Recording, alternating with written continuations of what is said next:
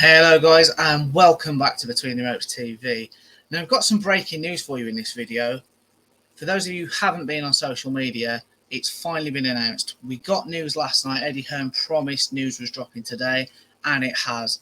Dmitry Bivol is facing Gilberto Zurdo Ramirez on November the 5th at the Etihad Arena in Abu Dhabi. Now, I think this fight, there was a lot of talk in the Joshua Usyk 2 fight week about Eddie Hearn potentially coming to a deal with DAZN about staging more fights in that part of the world around Saudi Arabia, the United Arab Emirates, Dubai, that whole area. And I think this is going to be the first fight of many that we see over there. You know, the scope's endless, and it's interesting for me that Bivol's gone over there because should he come through this fight, and we'll get onto that in a moment, that Canelo rematch is sort of looming over him, isn't it, for May, which will be a great payday for him, and there's no reason why you can't win again.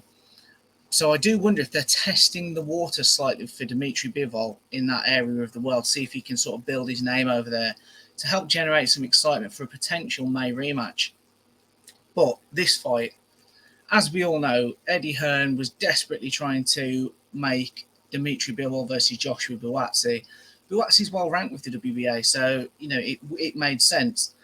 They're both obviously with Matchroom, although as the running joke in the Canelo fight week, Bivol is promoted by Frank Smith.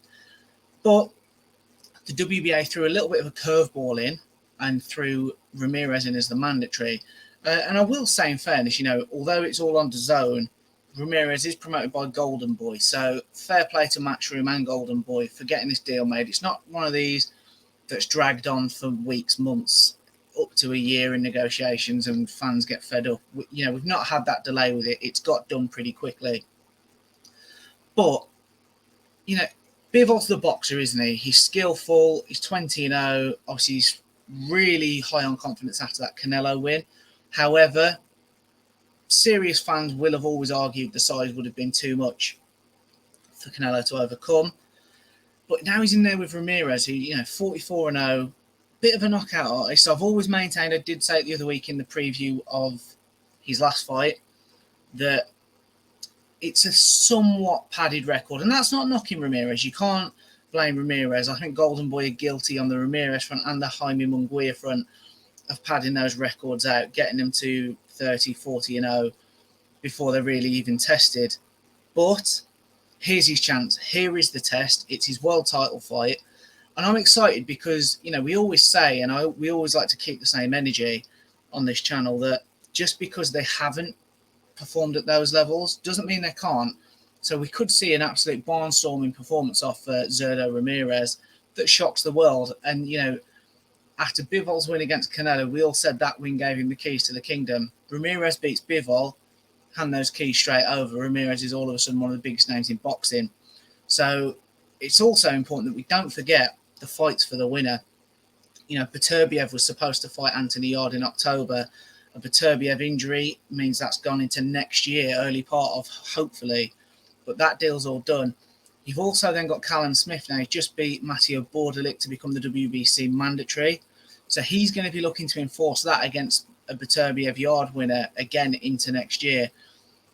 Will we get to see that undisputed title fight? I suppose now the pieces of this 175 puzzle are starting to fall into place. And let's not forget we've got Joshua Buatsi in a final eliminator, it looks like, against Jean Pascal as well. I don't know if we're ever going to get to see that undisputed fight because there's mandatories now kicking in. This was that window for me, and obviously whether the WBO enforced it or whether Frank Warren and Bob Arum just sort of got the deal done for Yarde, it looks like we have missed it. So that's the question, guys. Let me know what you think of this fight, what you think of it being in the United Arab Emirates, and will we get to see a 175-pound undisputed fight? Because, everybody's mouths were watering at the Bivol-Beterbiev fight. We may miss it now. Guys, as always, let us know in the comments section what you think on all of those points, and join us on the next one.